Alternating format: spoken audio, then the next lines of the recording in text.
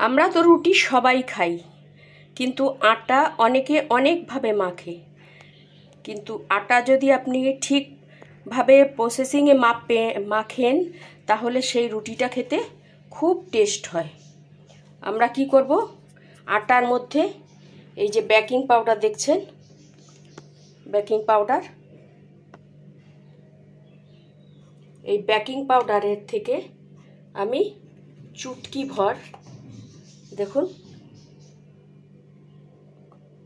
চুটকি ভর baking powder নিলাম, চুটকি ভর বেকিং পাউডার নিলাম, 2 চুটকি নিলাম, আমি 2 চুটকি নিলাম, দেখুন বেশি না, 2 চুটকি ভর পাউডার বেকিং পাউডার নিলাম।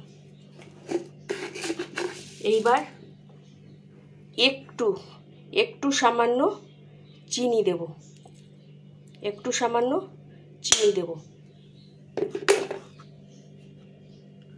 আর একটু সামান্য নুন দেব, একটু সামান্য নুন দেব, বেশি না, সেটা থেকেও একটু রেখে দিলাম, একটু সামান্য নুন দেব। এবার এটাকে ভালো করে মেশাবো, এটাকে ভালো করে মেশাবো।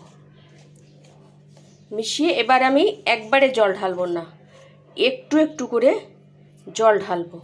আর জলটা যদি উষ্ণ গরম করে নিন, যেটাকে আমি আঙুল ডোবাতে পারবো, এটা উষ্ণ গরম, এই উষ্ণ গরম জলটাকে আমি একটু একটু করে ঢালবো, একটু একটু করে ঢালবো, ওটাকে একটু একটু করে ঢালবো, একটু একটু করে মাখবো। যখন মাখা হয়ে যাবে তখন অনেকক্ষণ এটাকে বেশ ভালো করে একটু চটকে নেব, ভালো করে একটু মেখে নেব, মেখে 5 মিনিটের মতন এটাকে আমি ঢেকে রাখবো। তারপরে আমি রুটি বানাবো।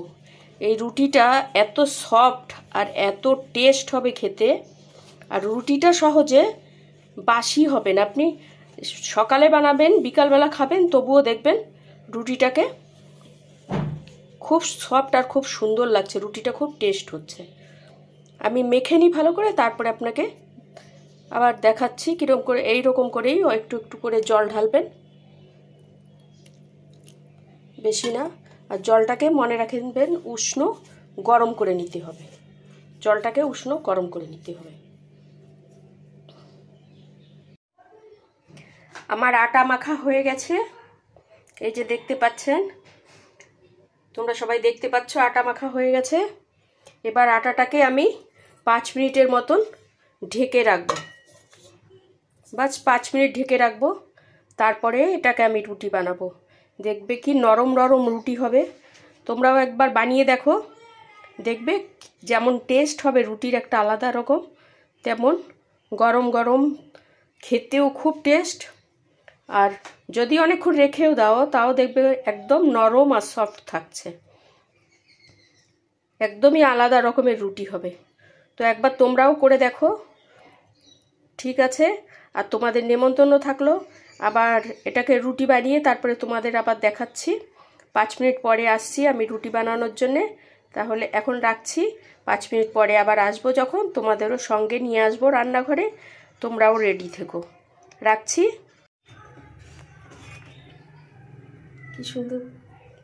কি সুন্দর বলের মতন ফুলেছে রুটি সব।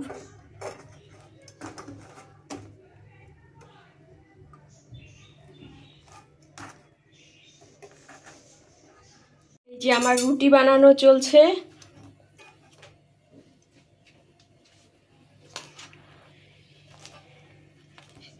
আমার রুটি বানানো চলছে, এটা পাশে দুধ গরম হচ্ছে, গরম গরম রুটি।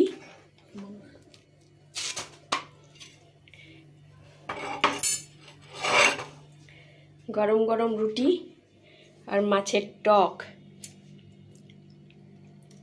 খেতে খুব মজা আসবে।